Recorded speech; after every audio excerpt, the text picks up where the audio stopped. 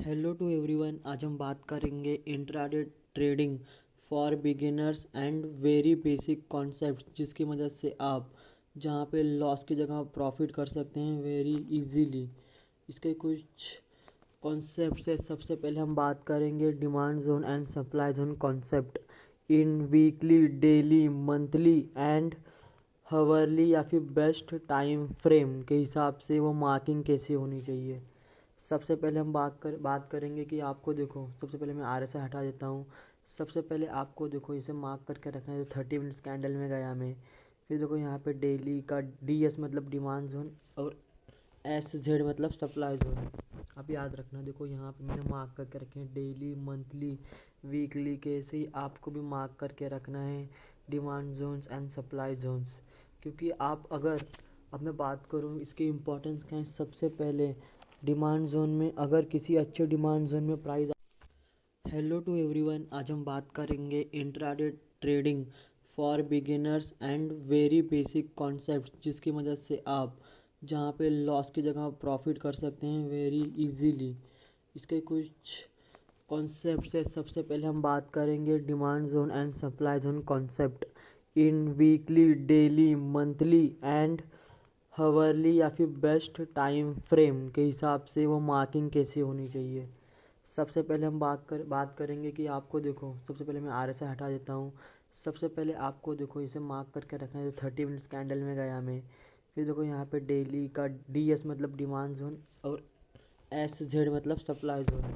आप याद रखना, देखो यहाँ पे मैंने मार्क करके रखे हैं डेली, मंथली, वीकली के। ऐसे ही आपको भी मार्क करके रखना है demand zones and supply zones, क्योंकि आप अगर अब मैं बात करूँ इसकी इम्पोर्टेंस क्या है। सबसे पहले डिमांड जोन में अगर किसी अच्छे डिमांड जोन में प्राइस आती है, जैसे कि 1 डे के अच्छे डिमांड जोन में प्राइस आई, देखो जैसे यहाँ पे आई थी, ये देखो।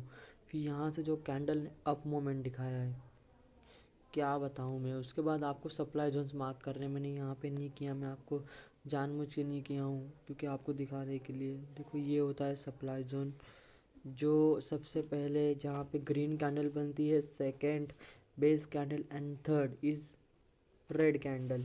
अगर ऐसे बनते हैं तो फिर उसको हम सप्लाई जोन्स बोलते हैं। देखो जैसे यहाँ ग्रीन कैंडल, बेस कैंडल्स, और ये जो बना है एक रेड कैंडल, इसको बोलते हैं बेस कैंडल्स। देखो यहाँ पे आपको ट्रेडिंग कैसे करनी है। यहाँ पे आपको सिंपली जो मेथड है वो है कि अगर किसी डिमांड जोन में, वीकली के डिमांड जोन में या मंथली के डिमांड जोन में प्राइस आती है और आपको लगता है हाँ अब डाउनफॉल यहाँ से रिवर्सल होके वो पॉजिटिव साइन अप देगा और ये रिवर्स होके अप चला जाएगा, तो आप वहाँ कर सकते हो। जैसे कि कोई अच्छा डिमांड जोन है जहाँ से प्राइस अप जाने के चांसेस बहुत ज़्यादा, पॉजिटिव साइन अप देगा और ये रिवर्स होके अप चला जाएगा, तो आप वहाँ कर सकते हो। जैसे कि कोई अच्छा डिमांड जोन है जहाँ से प्राइस अप जाने के चांसेस बहुत ज़्यादा रहते हैं। अगर वीकली का है तो वहाँ पे वी प्लस आपको सपोर्ट मिलेगा वीकली के जो बायर्स का या फिर जो डिमांड जोन बना है उसका। अच्छे अच्छे ट्रेडर्स यहीं से ही ट्रेडिंग करते हैं, किसी अच्छे डिमांड जोन से ही वो अपना ट्रेड लेते हैं। यहाँ से आपको अच्छे इंस्टीट्यूट का भी ये मिलेगा कि यहाँ जो डिमांड जोन बनता है सब वहीं से ट्रेड लेते हैं। और सप्लाई जोन अगर आपका हिट हो गया, अगर सप्लाई जोन देखना है कि कहाँ कहाँ है, अगर ऊपर वाला सप्लाई जोन है तो आप वहाँ पे आप एग्जिट कर सकते हो, क्योंकि वहाँ से डाउन ही आने वाली है प्राइस। फिर उसके बाद बात करूँ मैं रिस्क मैनेजमेंट।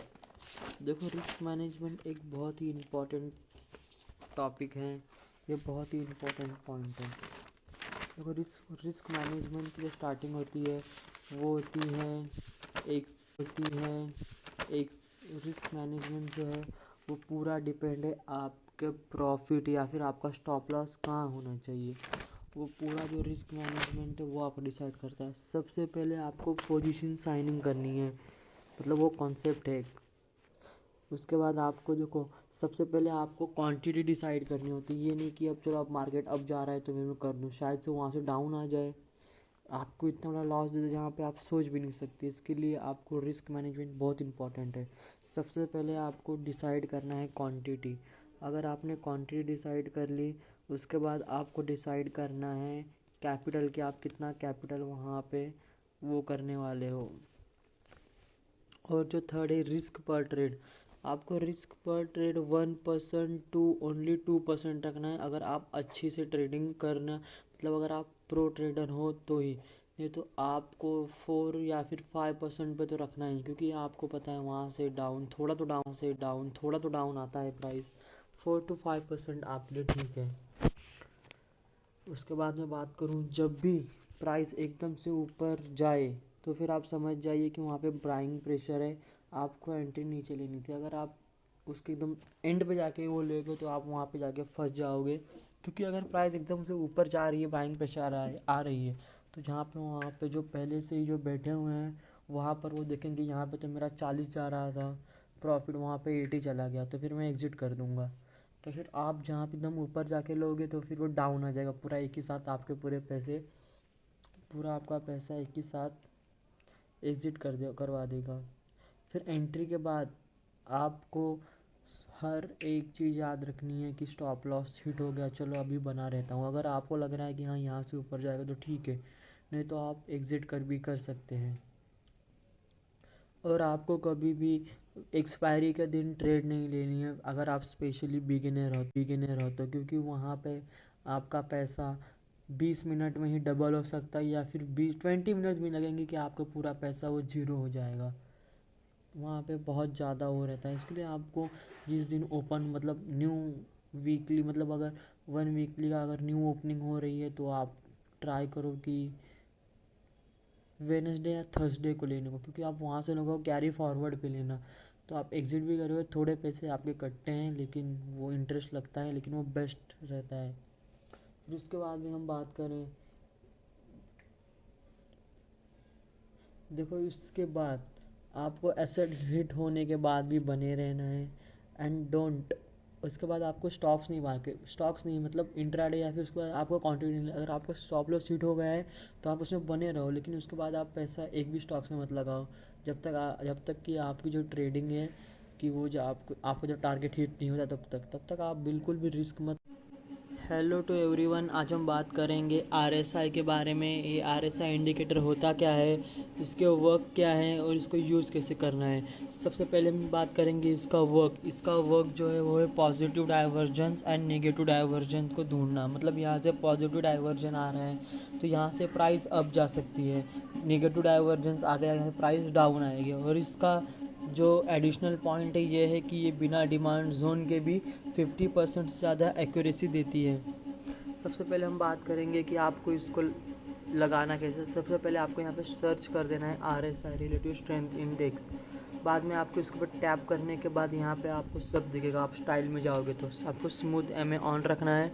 देखो अपर लिमिट 70 में इसको ब्लैक कर देता हूँ और जो लोअर लिमिट है वो 30, और आपको इसको बाही 30 to 40 पॉइंट्स में करना है। देखो आप यहाँ पे देख सकते हो, यहाँ पे उसका जो यहाँ पे भी वो 34 35 भी बता रही है, तो आपको बाय करने के लिए 25 से 40 के बीच में ही करना है। ये देखिए आप अभी सोल्ड पे देखो कहाँ बता रही है, देखो 80 के ऊपर चली गई यहाँ पे हाँ यहाँ पे, तो देखो आपको बोल रही है सोल्ड करने के लिए। देखो अगर आप यहाँ पे आओगे तो आपको बोल रही है सोल्ड करने के लिए, क्योंकि अब उसका 80 के ऊपर जा चुका है वो। सबसे पहले हम बात करेंगे कि आपको लगाना कैसे। सबसे पहले इसके लिए आपको higher high and lower low, सबसे पहले एंट्री जिसमें भी आपके जो कैंडल्स हैं वो लोअर लो बने। देखो आपके यहाँ पे लोअर लो बन रही हैं, वैसे ही आपका जो है लोअर लो कैंडल्स बने। देखो यहाँ पे लोअर लो बनी, यहाँ पे देखो लोअर लो, और यहाँ पे हायर हाई बने। देखो यहाँ पे लोअर लो बनी और यहाँ पे हायर हाई बनी है, यहाँ पे हायर हाई बनी है, ये रख के मार्क कर देना है।